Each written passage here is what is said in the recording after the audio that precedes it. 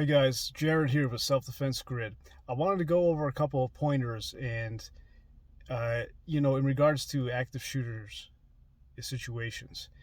Reason being is right now here in Las Vegas, there is a confirmed active shooter at UNLV. For anyone that doesn't know, that is the University of Las Vegas.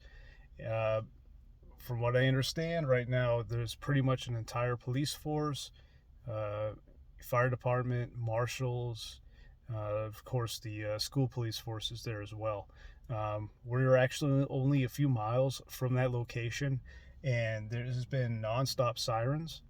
The reason I wanted to kind of go talk about this real quick is go over a couple of things that you shouldn't do during an active shooter situation if you're not a responding force or emergency responder, I should say. The biggest thing is, there's usually a few different steps that kind of follow suit with an active shooter situation, depending on if you're some distance away from what's going on in that moment, such as if you first hear firearms going off, if you're hearing shots fired, if you're already in a room with a few other people. Best thing you can do is try to lock. If you can't lock the doors, you want to barricade the doors as best you can. Um, and that is going off of if you can't find an escape route within that exact room. The last thing you want to do is run out into the hallway. And we're going off of specifically being in a college campus. If you're in class, you don't want to run out in the hallway because the shots that are going off, they might sound like they're further away than they actually are. Just with acoustics and how they are within college campuses, office buildings, uh, that have multiple rooms. You might think the active shooter could be on the other end of the building when in fact they're only a couple rooms away in the hallway. So barricade, especially if you're with others, that helps out a lot too.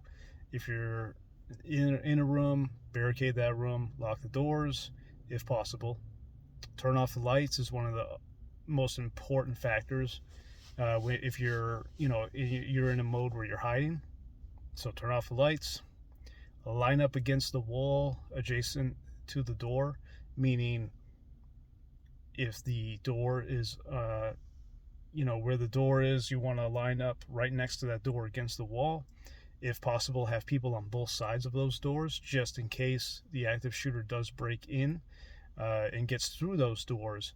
The first two people that are lined up closest to the door can actually effective apprehend and try to limit that active shooter's movements.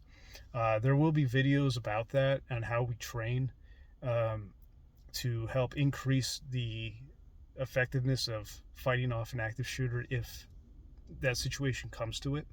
Uh, within that scope of trying to maintain safety and awareness and just survival. Um, Outside of that, you want to make sure that you do let first responders handle every other aspect of it. All right, so don't try to go out of your way by helping law enforcement, especially if you know law enforcement is on scene. That is one of the very critical aspects of it.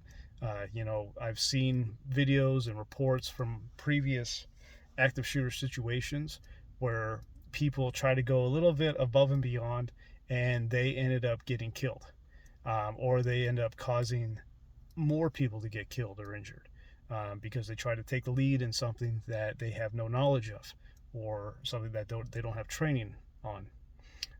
So guys, it's very important that you do as little as possible, but doing the most to make sure you survive. And sometimes that fine line, a lot of people don't know how and when and where to act if need be. So thankfully, that is something that Self Defense Grid does offer here in Las Vegas and the surrounding areas. We train companies, we train employees, we train security, we train law enforcement, we train general public. And with active shooter training, it's not a seminar where we just talk. No, there is legitimate active participation, physical intervention in regards to an active shooter. So guys, if you're in a situation like that, it's best to know what you need to do, what you can do, and what you can't do. And that's probably what you can't do is probably one of the most important factors in a situation like this. As I just said, beginning of this video, right now there is an active shooter, confirmed active shooter at UNLV. Obviously, no one that's dealing with this right now is going to be watching this video, but this is more of an FYI, just in case later on type of aspect, type of information here we're going for. So we're going to be doing more active shooter trainings where we will actually have videos uploaded for you guys that are subscribed and have been waiting. We definitely appreciate your patience, and I'm sorry that it has been a while since we've been able to upload legitimate training videos. A lot of times it just comes down to privacy laws or just company, depending on the company that we're training, it might just come down to what their policies are and procedures if we're able to upload a video. Thankfully, I was able to finish editing a video that can help people be more aware of what real self-defense looks like, and I'll be uploading that soon. But in the meantime, guys, stay safe.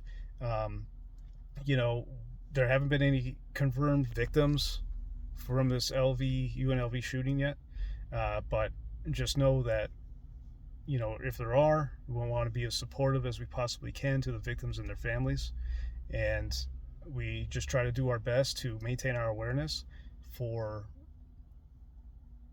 just in case and help prevent any future active shootings anywhere, not just out in Las Vegas, but anywhere in the country, preferably anywhere in the world. But we don't reach that far. We're not reaching overseas yet. But anyway, guys, thank you so much for watching. Have a great day.